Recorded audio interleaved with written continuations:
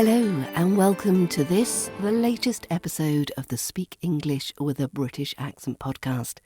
Hopefully your week has been full of fun and joy, and if not, then you have the next 15 or so minutes of British accent pleasure, or not, as the case may be, but stick around for some conversation practice about your favourite season and some guidance with the Z sound in RP British English.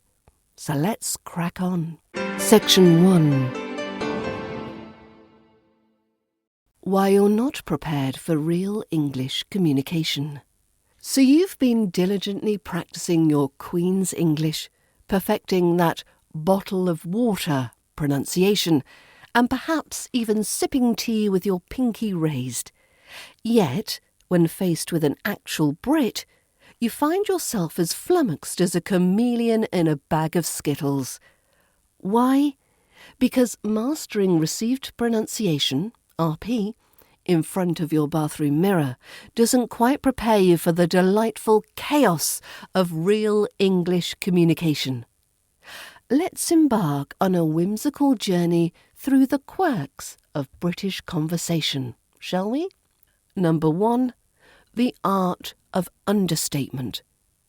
In the UK, saying, "I'm a bit disappointed," can translate to, "I'm utterly devastated."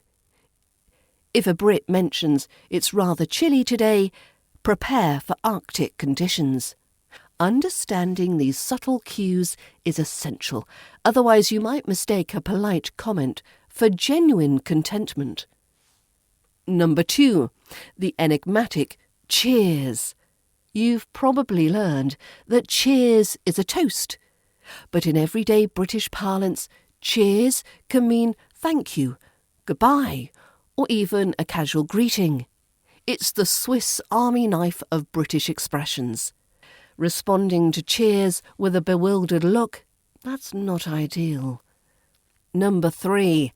Sarcasm, a national sport. Brits wield sarcasm like a finely crafted rapier. A statement like, "Oh brilliant, another rainy day," often means the opposite. Without a keen ear for tonal nuances, you might take these things at face value and miss the jest entirely. Number 4. The vocabulary maze. You might know that biscuit means cookie, but are you prepared for knackered, gobsmacked, or chuffed? Real conversations are peppered with colloquialisms that textbooks conveniently overlook. Number 5. Politeness overload. The British propensity for politeness can be perplexing. Phrases like, "I'm terribly sorry, but," often precede minor requests. Deciphering when a Brit is being genuinely apologetic or just adhering to social niceties is an art form. Number 6. The weather obsession. Yes, the clichés are true. Discussing the weather is a national pastime, but it's not just small talk. It's a nuanced exchange filled with implied meanings and social cues. Misinterpreting a weather comment can lead to conversational faux pas. Ready to elevate your English escapades? Why not join my British Accent bundle? Go to learningbritishaccent.com/bundle. And don't be the person who thinks Bob's your uncle refers to family. Join now and uncover the true meanings behind the madness. Section 2. English conversation practice. What's your favourite season? Are the age-old British pastime discussing the weather? It's practically a national sport, right up there with queuing, drinking tea, and pretending we enjoy small talk. But today, let's elevate our meteorological musings beyond the usual "bit nippy out, isn't it?" and delve into how to discuss the seasons with the eloquence of a true RP speaker. The 4 seasons, not the hotel or the band, sadly. Spring, the season of rebirth, when daffodils dare to defy the lingering chill, and we optimistically leave the house without a coat, only to regret it instantly. In RP, Pronounce it as spring, ensuring it's that ing sound, not in at the end. When saying spring is in the air, spring is in the air, let your voice rise slightly on spring and gently fall on air to reflect the optimism or delusion of British springtime. Summer. Ah, those elusive weeks when the sun graces us with its presence and we all pretend it's a regular occurrence. Pronounced summer, summer. Remember, the R at the end is as silent as a phone in a library, and we use the schwa sound, summer, summer. In the phrase, I love summer days, emphasise love to convey your enthusiasm, even if it's just for the 2 sunny days we get. Autumn, autumn, or as our friends across the pond call it, fall. But we're British, so it's autumn, autumn. The N is about as useful as a chocolate teapot, completely silent. And winter. The time for woolly jumpers and questioning life choices when the heating bill arrives. Pronounced winter, winter.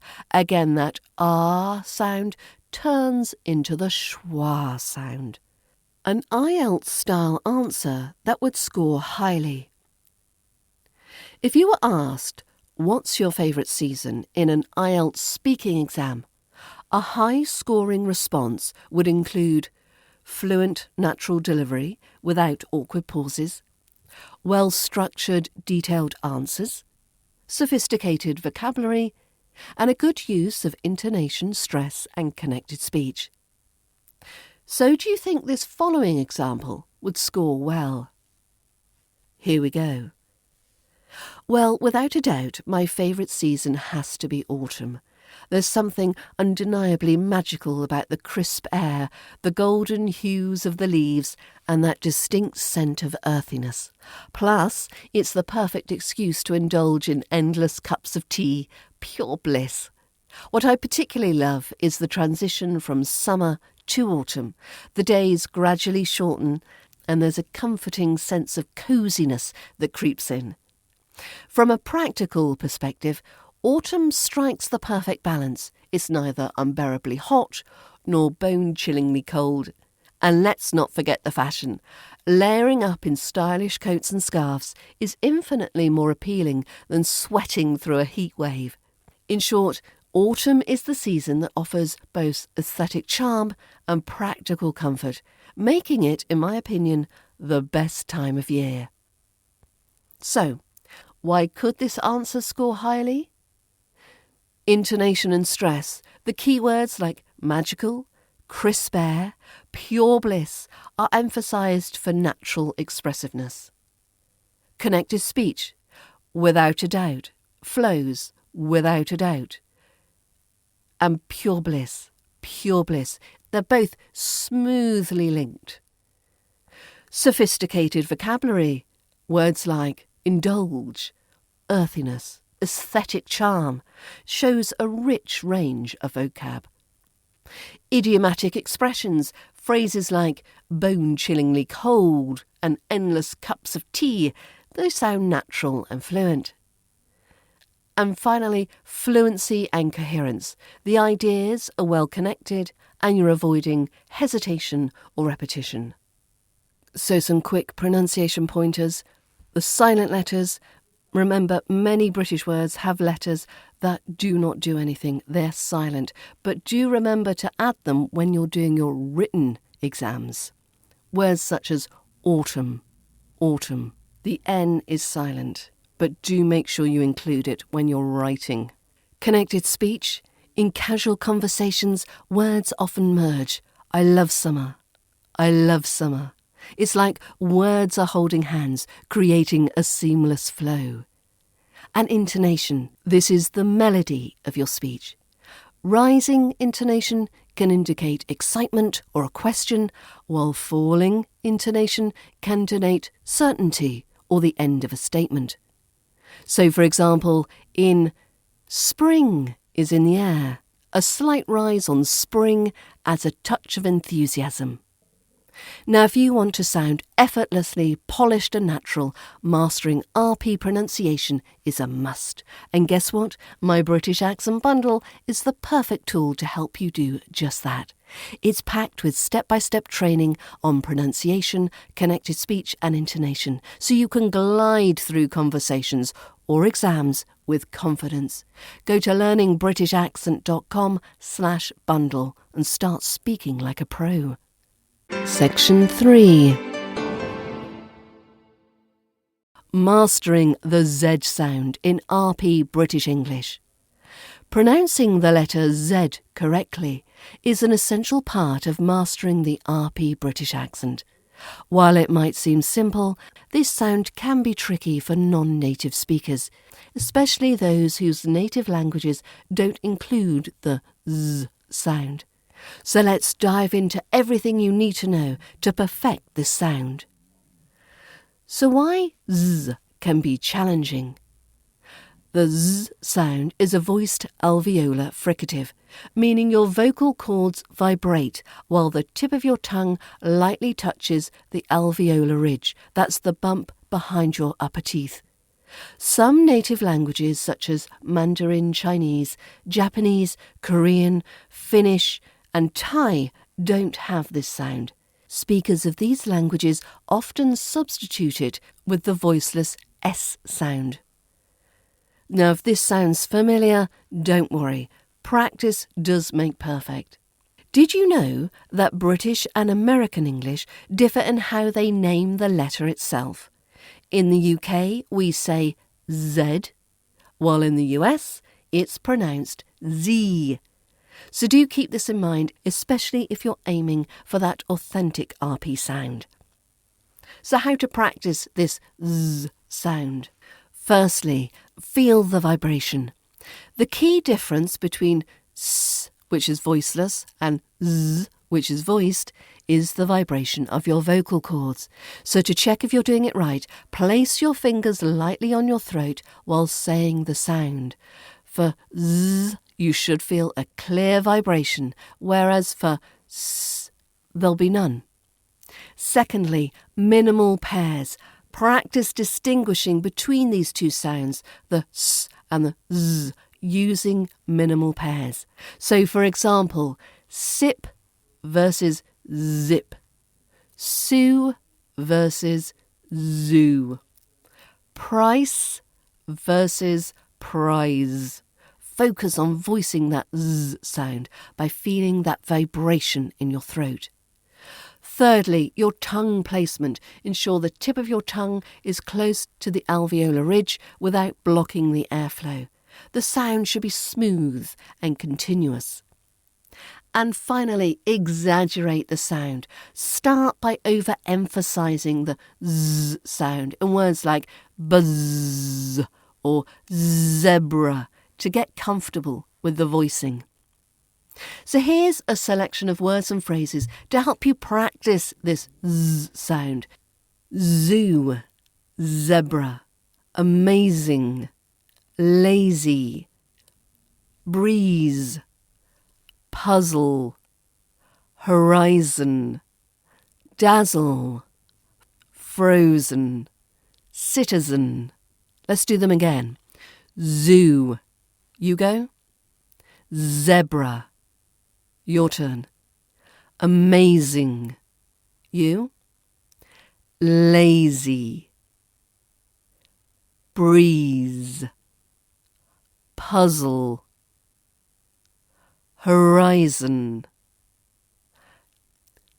Dazzle. Frozen. Citizen. Let's do a few phrases.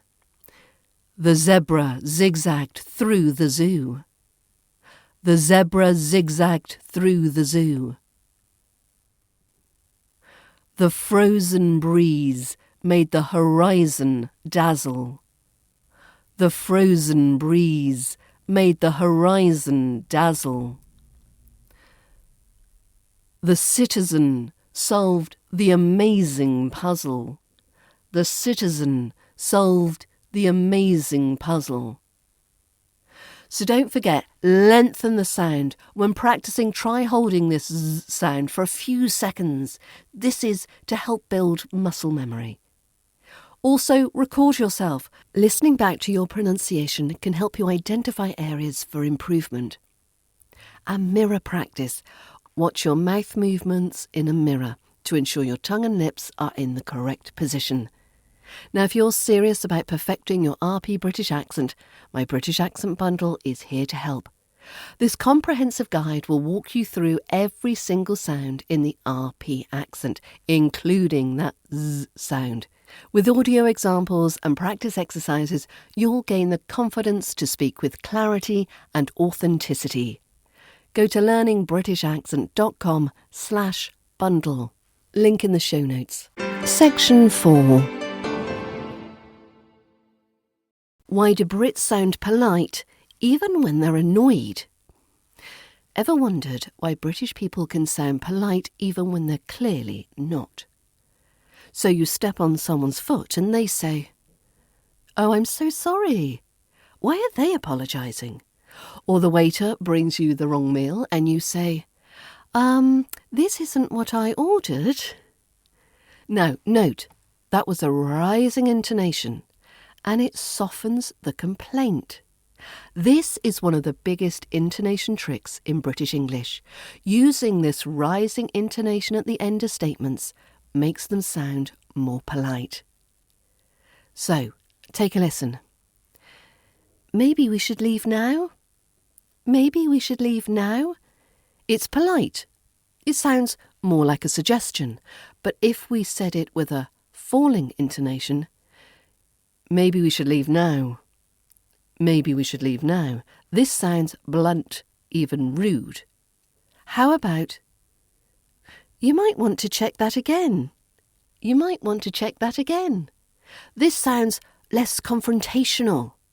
But if we use that falling intonation, you might want to check that again, it sounds a little bit more aggressive. So this rising intonation at the end of statements is why British people rarely sound like they're barking orders. It's a handy tool to avoid sounding too direct, which is why this intonation pattern pops up everywhere. So the key takeaway, if in doubt, soften your tone with a little rise at the end. Well, that brings us to the end of another slice of British accent practice. Don't forget to join the British Accent Bundle so you can access British accent training any day, anytime, anywhere. And do join me back here same time next week. And in the meantime, have a great weekend and bye for now.